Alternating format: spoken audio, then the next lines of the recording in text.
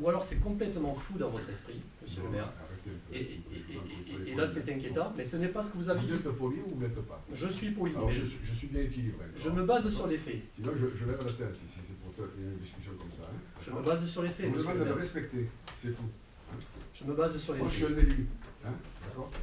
C'est la différence entre vous et moi. Hein. C'est-à-dire? Mais je suis un élu, donc vous devez respecter les élus. D'accord. On vous respecte vous, il n'y a pas de raison que vous me traitiez au passage un peu fou. Hein. Voilà. Ce n'est pas ce que j'ai dit, monsieur le maire. Flou, mais religieux. Non, j'ai dit flou. C'est flou. Ce n'est pas ce que j'ai dit. Oui, comme quoi, hein, oui. Eh bien oui, audition.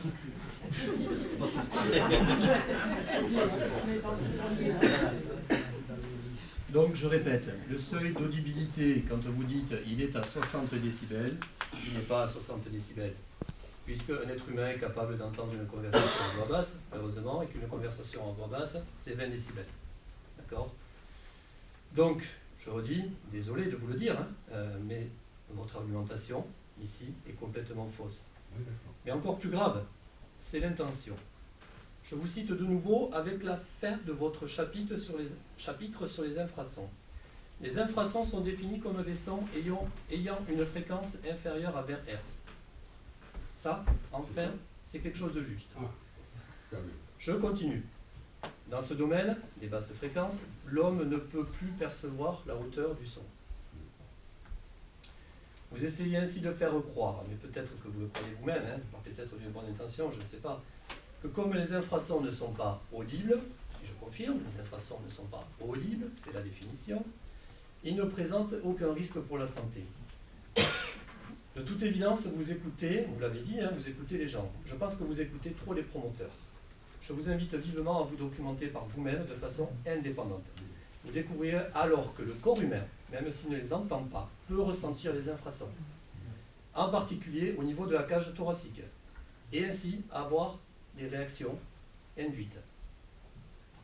Alors peut-être une autre information, monsieur le maire, vous avez énoncé les distances dimanche entre certaines éoliennes et les maisons. Je vous cite 600 mètres du mas de Carla, 1,5 km de l'église de la Roque. Bon, sachez, pour information, hein, que les infrasons se propagent à plus de 10 km. 10 km. Que les infrasons traversent les murs. Et que les maisons d'habitation agissent vis-à-vis des infrasons comme une caisse de résonance. Dernière information à ce sujet, pour être complet, ces nuisances sont aggravées sur les terrains non plats, comme ici, en raison de phénomènes d'écho et de réverbération liés à la topographie. Phénomènes complexes qui ne sont pas maîtrisés par les promoteurs éoliens, généralement plus compétents au niveau des montages financiers qu'au plan technique et au plan médical.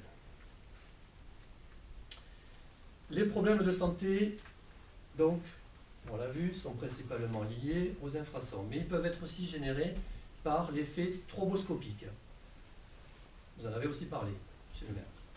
Là, il faut quand même insister pour regarder les pales tourner pendant au moins un bon moment. Hein. Voilà. Je peux vous repréciser la définition de l'effet stroboscopique. Vous l'avez défini dimanche en disant quand on fixe les pales d'une éolienne trop longtemps, ça risque de nuire à la vue. Ouais. C'est fait pour moi. Non, pas du tout. J'ai le regret de vous annoncer que ce n'est pas la définition qui prouve que vous êtes mal informé sur ce sujet. Mal documenté. L'effet stroboscopique, c'est une alternance d'ombre portée et de lumière qui peut provoquer chez certaines personnes des nausées et des vertiges.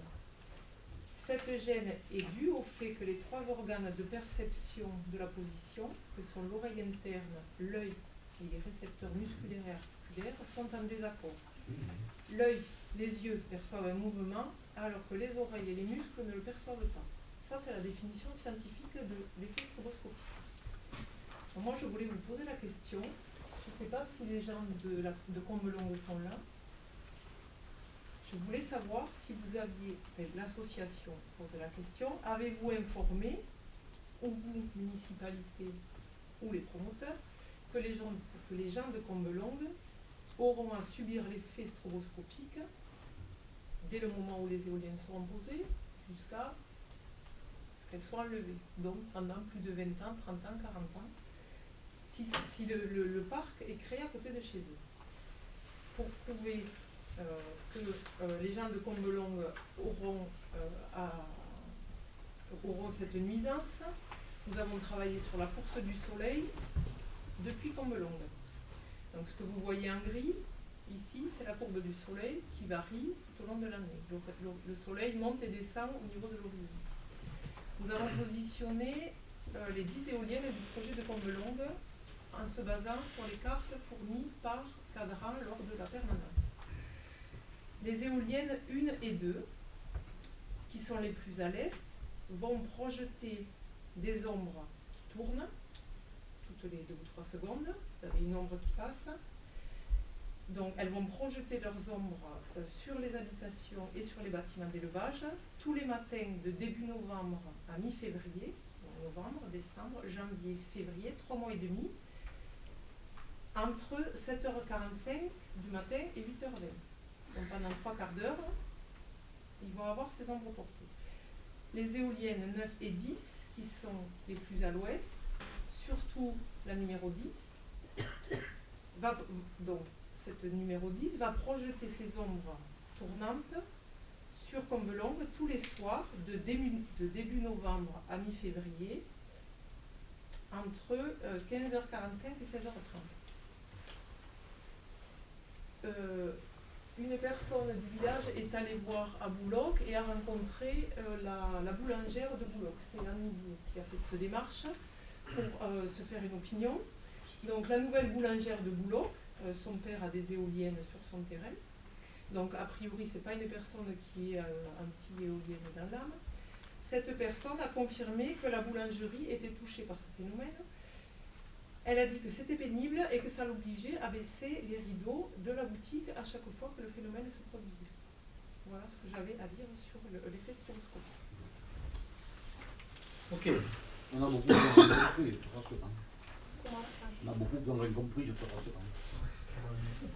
Non, je pense que tout le monde a compris. On a tous compris, il y a peut-être que vous.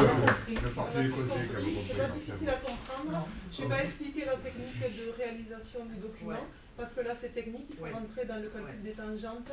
En même temps, c'est du niveau de 3e, le calcul d'une tangente.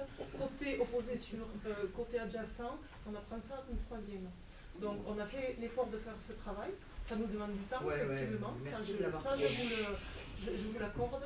Par contre, tout le monde peut le comprendre. Et j'ai pris soin de le décrypter sans expliquer les calculs qui ont été faits. Voilà. Ok, merci Marie. Donc on continue. La santé des habitants, on l'a bien développé parce que c'est un point très important, nous semble-t-il, et on espère que cette opinion va être partagée par certains d'entre vous. Le troisième point, c'est la perte de cohésion sociale de nos villages. Perte de cohésion. Alors, comment nier la fracture sociale qu'entraînent ces projets? Qu'a dit Monsieur le maire à ce sujet dimanche? Je cite, « Les projets sont connus depuis 2008. Il y a eu des séances de conseil municipal. » À ce propos, parce que des choses ont été dites à ce sujet aussi, 2 élus, anciens élus, du précédent conseil municipal souhaitent s'exprimer à ce sujet-là. Voilà. Donc je vais prendre la parole en fait pour clarifier un peu ma position, puisque comme vous le savez, les anciens élus, elle a un peu changé. Elle a changé parce que donc quand on a été amené à prendre la décision pour mettre les mains de mesure, on a discuté, tout le monde a eu droit à la parole d'ailleurs. Moi-même, j'ai fait part des craintes que j'avais sur les incidences que ça allait avoir sur la vie de notre village. J'ai cité l'exemple du Réseau. J'ai même soumis l'idée d'un référendum. Je pense que vous ne pouvez pas le nier, certains s'en rappellent. François, tu m'avais répondu qu'on avait été élu par le peuple, donc c'est nous qui avons décidé. Ça, je ne sais pas si je vais te répondre ça, mais c'est aussi mon avis. Non, mais tu me l'as dit. Tu m'en rappelles très bien. Donc après donc on a poussé un peu la discussion. Marie a fait part en fait elle de son opposition. Si tu me dis si, oui, je l'expliquerai, voilà. Ce que j'avais dit à l'époque. Voilà, donc en fait on est arrivé à la conclusion que par votre aide, quand c'est vous qui nous avez orientés là, que finalement c'était qu'un avis, on laissait mettre un mât de mesure, ça n'engageait en rien, ça nous engageait en rien. On faisait des études, et à la fin de ces études, Marie avait donc dit peut-être on pourrait mettre des éoliennes à taille humaine avec un projet participatif, j'espère que vous en rappelez, et vous avez tous dit mais c'est une bonne idée, de toute manière on ne peut pas prendre de décision si on ne sait pas s'il y a du vent ou pas. Donc partant de là, nous tous contents, on a tous voté, et en fait, moi aujourd'hui, j'ai le sentiment que on n'est pas arrivé du tout à ce qu'on avait dans la tête. Moi personnellement, je me sens un peu trahi. Comment? Elles y sont pas, mais bon, voilà quoi. Je veux dire, on en est arrivé là. De l'information, il devait y avoir beaucoup d'informations avec les gens du village, à part deux petites réunions là, il n'y a rien eu. Je veux dire, nous aujourd'hui, les conseillers rentrales. Comment? Non mais vous ne me coupez pas, je parlerai après. Les conseillers rentrales, j'aimerais bien que vous le sachiez quand même. On vous a dit que le conseil municipal d'avant était favorable donc, aux éoliennes. Non, on était favorable à l'implantation d'un mât de mesure pour se laisser le choix, ensuite. Peut-être à taille humaine. Ça, oui, mais une fois de plus, les délibérations, le livre des délibérations ne reflète pas toujours ce qu'on a dit, parce que je pense que notre position ce soir-là n'est pas retranscrite sur le livre. C'est trop facile à dire aujourd'hui. Ah oui, c'est trop facile à dire aujourd'hui, mais c'est la réalité. Donc, moi aujourd'hui, je suis un peu dépité parce que j'ai participé quelque part à cette réflexion, et en fait la réflexion elle s'est arrêtée le jour où on a voté pour le mât de mesure, et depuis en fait on s'aperçoit que c'est une course en avant. Il y a les promoteurs qui sont tombés dessus, qui sont à fond. Alors moi ma question ce soir c'est, est-ce que quand vous nous avez dit qu'on pourrait faire effectivement un projet participatif et qu'il fallait mesurer le vent pour savoir qu'est-ce qu'on allait faire, est-ce que vous nous avez dit ça pour nous dire on se débarrasse d'eux, ils voteront pour? Voilà. Est-ce que c'était ça ce soir-là? C'était votre idée? C'était ça votre idée? Non mais le projet participatif c'est faire participer les gens, c'est normal. C'était mettre des éoliennes à taille humaine. C'était mettre des éoliennes à taille humaine. Alors, ça veut dire quoi? C'est moi qui l'avais proposé, donc je vais vous l'expliquer. Moi j'avais dit en 2000, je pense que c'était en 2009, je ne me rappelle plus de la date exacte. J'avais dit qu'il y avait deux choses qui me gênaient. J'avais dit d'une part qu'il s'en parlait déjà en 2009, qu'il y avait des effets sur la santé des riverains. Je me rappelle que j'avais entendu des railleries à ce moment-là. J'avais évoqué ces problèmes sur la santé. Et deuxième point, j'avais dit que ce qui me dérangeait dans ces projets, c'est qu'ils étaient financés, j'avais dit à l'époque exactement par des fonds de pension américains ou canadiens. Ou d'autres, aujourd'hui je rajouterai, ou d'autres investisseurs opportunistes, c'est comme ça que c'est défini cadrant en projet. Moi j'avais dit, est-ce qu'on ne pourrait pas faire comme certains endroits où ils ont réfléchi à ces projets, pourquoi ne pas monter un parc éolien qui soit à l'échelle de notre territoire, c'est-à-dire avec des machines beaucoup plus petites, 30-40 mètres, qui seraient financées par nous-mêmes. On ferait appel aux petits investisseurs locaux. Moi je peux mettre 1000 € sur une éolienne, mon voisin peut faire la même chose. Voilà. Et donc ces petits investisseurs locaux, eux, ils deviendraient les bénéficiaires. Les propriétaires fonciers seraient bénéficiaires et il n'y aurait rien à me dire, puisque tout le monde, dans la mesure où tout le monde serait d'accord avec ce genre de projet, et la commune toucherait les taxes. Donc en fait, il n'y aurait que des gens dans le pays qui seraient contents d'avoir les éoliennes, parce qu'ils n'auraient pas d'impact visuel avec des petites éoliennes, et qu'on toucherait quand même de l'argent. Ne croyez pas qu'on tourne le dos à l'argent, on sait très bien qu'il faut de l'argent pour vivre. Donc, vous m'aviez répondu à l'époque que tant qu'on ne savait pas s'il y avait du vent, on ne pouvait rien faire, donc il fallait donner son accord. Donc moi, c'est ce que j'ai fait. Et là où j'estime avoir été un peu berné aujourd'hui, c'est que moi j'ai voté pour la pose de ces deux mâts de mesure, que ce soit la Roque ou Melongue, pour savoir s'il y avait du vent. Et une fois qu'on saurait s'il y avait du vent, on démarrerait une réflexion en concertation avec la population pour savoir ce qu'on ferait de cette ressource qui nous appartient. Ce vent appartient aux gens du pays. Qu'est-ce qu'on veut faire de ce vent? Donc mon vote, on l'a transformé, mon vote pour la pose d'instruments de mesure, on l'a transformé en un vote d'adhésion à des projets qui dénaturent l'environnement et qui gêne mes voisins. Moi, je n'ai pas voté pour que les projets actuels des promoteurs passent en l'état, surtout sans que la population puisse s'exprimer. Et je trouve que la méthode est vicieuse à ce niveau-là. Donc moi, je me suis beaucoup renseignée. Je vois que le même scénario se répète partout. Il y a des pressions sur les propriétaires de la part des promoteurs. Hein. Ah, parce que Il y a des annonces mensongères qui sont faites aux élus sur l'argent qui pourrait être touché et sans garantie. Les projets avancent discrètement dans le dos des riverains. Il peut y avoir des négociations et des demandes de dérogation auprès des services de l'État.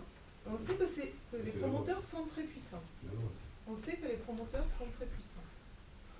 Je regrette donc d'avoir découvert ces méthodes si tard et d'avoir donné mon vote pour ces 2 mesures si j'avais vu tout ce qui se tramait derrière et qu'on ne pourrait plus rien dire une fois que c'était lancé.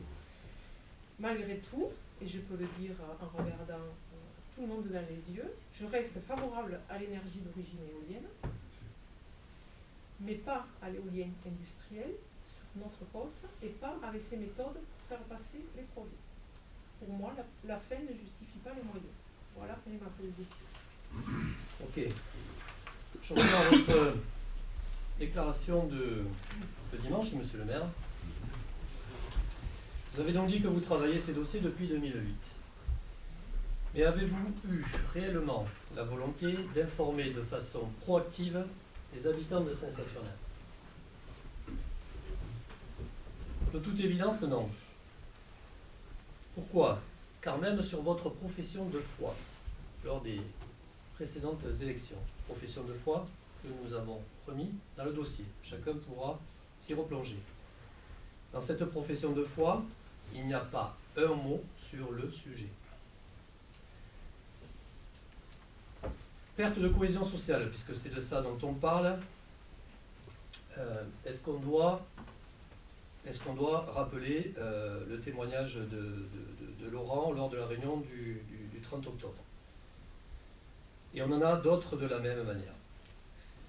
Nous sommes persuadés d'une chose en la matière, sur le fait que vous n'avez pas, de façon délibérée, informé les gens. Alors, je rappelle, pour ceux qui n'étaient pas là, rapidement, Laurent disait qu'il vous côtoyait régulièrement, notamment au niveau du Carlaroc et dans d'autres endroits, pendant un certain nombre d'années. Jamais, alors que vous saviez qu'il